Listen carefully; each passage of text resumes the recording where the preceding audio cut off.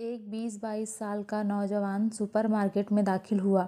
कुछ खरीदारी कर ही रहा था कि उसे महसूस हुआ कि कोई औरत उसका पीछा कर रही है, मगर उसने अपने शक को समझते हुए वह अचानक उस औरत की तरफ मुड़ा और पूछा, माँ जी खैरियत है? औरत बोली, बेटा, आपकी शक्ल मेरी मरहूम बेटे से बहुत ज़्यादा मिलती जुलती है। मैं ना चाहते हुए भी आपको अपना बेटा समझते हुए आपके पीछे चल पड़ी और आपने मुझे माँ जी कहा तो मेरे दिल के जज्बात और खुशी बयां करने लायक नहीं। औरत ने यह कहा कि उसकी आंखों में आंसू बहने शुरू हो गए। नौजवान कहता है कि कोई बात नहीं माँ जी, आप मुझे अपना बेटा ही समझे। वह औरत बोली कि बेटा, क्या आप एक बार फिर से मुझे माँ जी कहोगे? नौजवान ने ऊंची आवाज़ में कहा, जी माँ जी।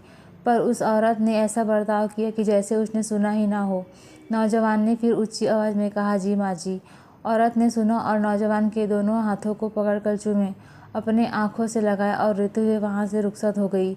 नौजवान उस मंजर को देखकर अपने आप पर काबू नहीं कर सका और उसकी आंखों से आंसू बहने लगे। वह अपनी खरीदारी पूरी करे बगैर ही वापस चला दिया। काउंटर पर पहुंचा तो कैशियर ने 10,000 का बिल थमा दिया। नौजवान से पूछा, 10,000 कैसे? कैशियर ने कहा, 800 आपका बिल है और 9,200 का आपकी माँ ने है। इन्होंने आपने अभी माँ जी कह रहे थे। वह दिन और आज का दिन था।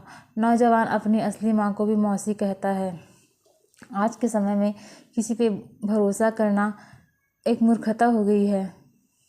क्या किया जा सकता है?